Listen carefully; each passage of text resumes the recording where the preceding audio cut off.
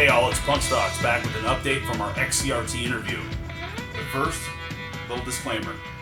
This is not financial advice. This is simply some due diligence and a recap of an interview that was conducted several days ago. Again, I'm not the smartest person in the room and I don't claim to be. So take what I say with a grain of salt. As always, do your own research. Here we go. So we did an interview with Michael O'Shea, the CEO of Xcelerate Incorporated on August 2nd, 2022. And what he did was he led off with some huge news. Xcelerate was uplisted on August 1st, so the day before our interview, to OTCQB. It was great timing for us, right? We had something good to talk about. One of the things they did talk about was that, yes, not only was there interest in upgrading to or uplisting to OTCQB, they want to uplist to NASDAQ or NYSE in the future. So they're talking big things. The other cool thing was that for us, we got a PR put out on us, right? So Tiger Discord was hit with a PR that we were doing an interview on August 2nd. Pretty cool stuff. So we discussed a few things with Michael O'Shea. The first was how the company was formed.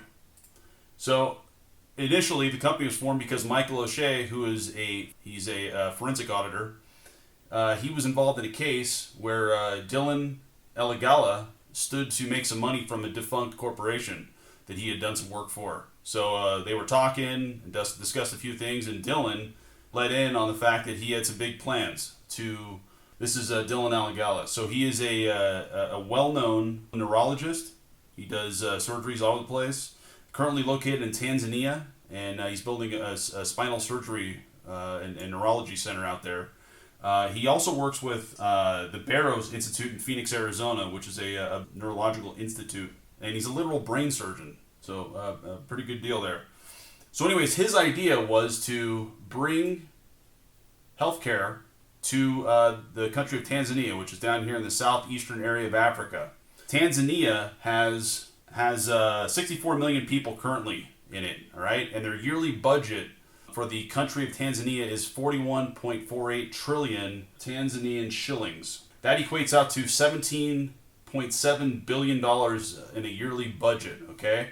And one thing that I was told by Michael O'Shea was that ultimately when this gets beyond beta with the country of Tanzania, the country of Tanzania is going to start paying for the Afiya SASA program, right? And what that's going to do is it's going to reach out to the people of Tanzania, and it's going to get to them for medical services. Okay, they're going to use tablets, phones, computers. They're going to be able to log in and get triage for any kind of medical situation that they have, right? So and they're going to use artificial intelligence and augmented reality. They're going to use facial recognition to identify the client.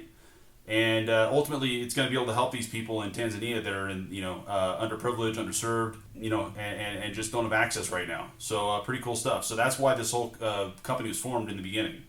Now, on top of that, there's an advisory board. It consists of Barry Marshall. Okay, Barry Marshall is a literal Nobel Prize winner. Okay, he won the Nobel Prize discovering a cure for certain stomach cancers. The website for Xcelerate basically says that he saved 1 million lives over the past 10 to 20 years. Pretty awesome stuff.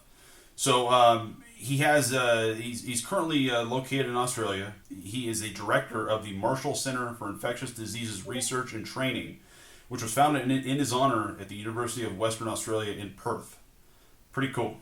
Okay, another person that's on the board is Kathy Scangarella, and we spoke about all this in the interview.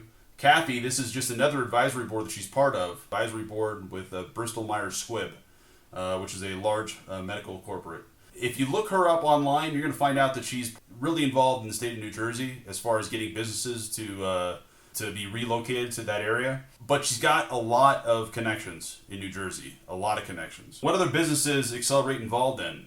Currently, they hold a patent, and it's a patent for an alloy technology.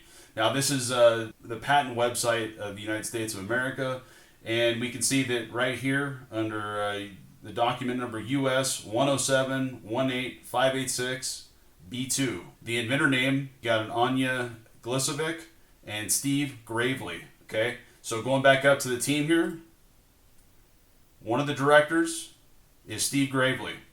Okay, so he is one of the inventors of this technology.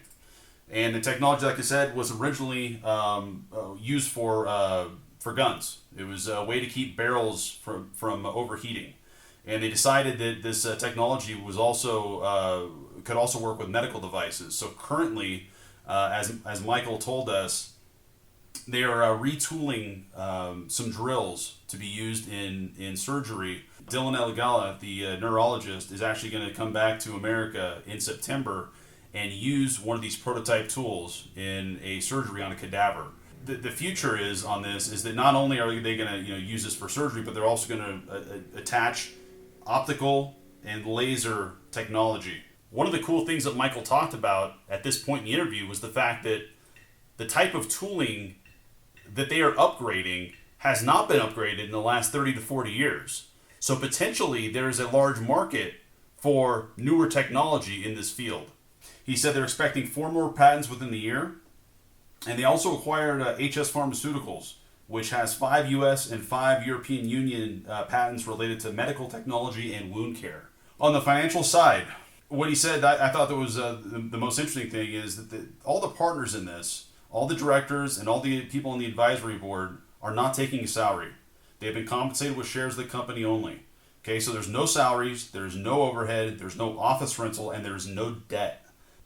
Another key point that Michael made was the fact that they don't ever plan on manufacturing their own technology, that they actually plan on licensing it to other companies that can use the technology for their benefit.